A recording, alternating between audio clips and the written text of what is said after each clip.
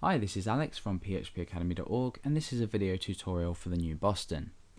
In the last part we looked at jQuery fade in, where we faded in an image on our web page, and we used a callback function to say when the effect had completed. In this tutorial we're going to look similarly at fade out, but essentially this is going to do the same thing but backwards. So we have our display none on our image. Now let's go ahead into effects and actually get rid of the majority of, well, all of this code actually. Okay, so we've got our image that is not displayed at the moment, and we have our feedback div here. Let's go ahead and refresh the page, and you'll see that we've got nothing on at the moment. Now what I'm going to do is I'm going to use some event handlers to create this effect when two different buttons are pressed. So we're going to create a hide and a show button.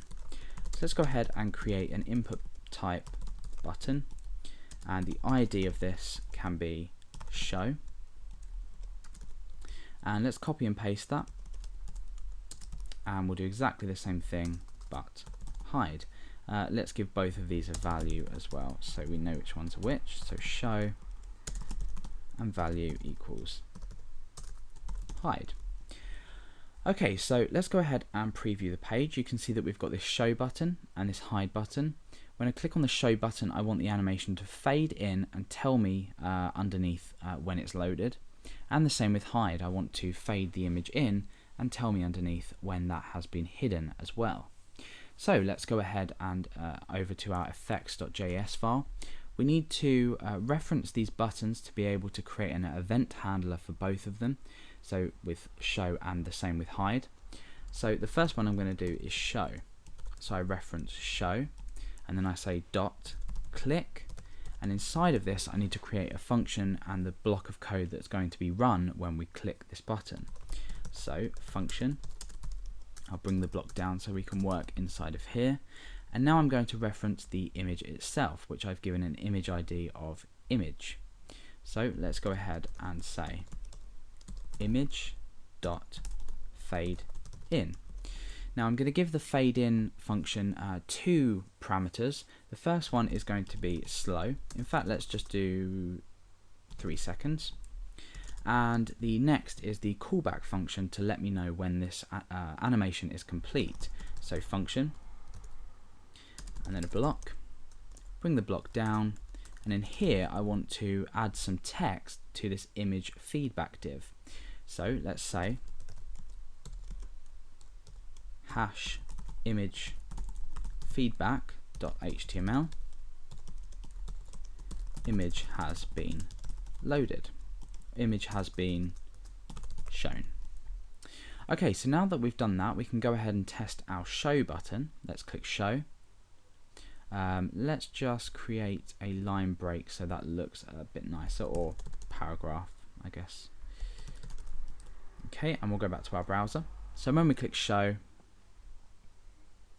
the image fades in, and then we're showing this image has been shown in the div that we created below.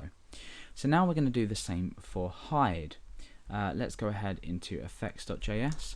So we need to reference the hide button to see if this has been pressed. So hide dot click, and inside here we need to create again a function with a block, bring the block down, and we need to do exactly the same thing, but this time we are hiding it.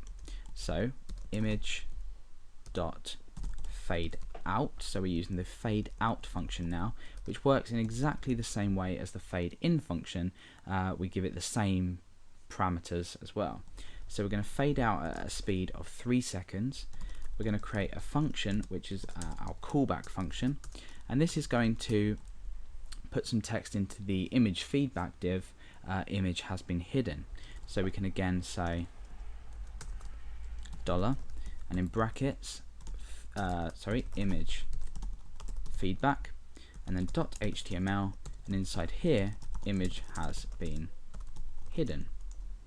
So now that we've done this, we can go into our browser, refresh the page, we can click show, which will fade in this image, and we have the callback function create this text in that div for us, image has been shown, and then when we press the hide button it fades out and we have image has been hidden.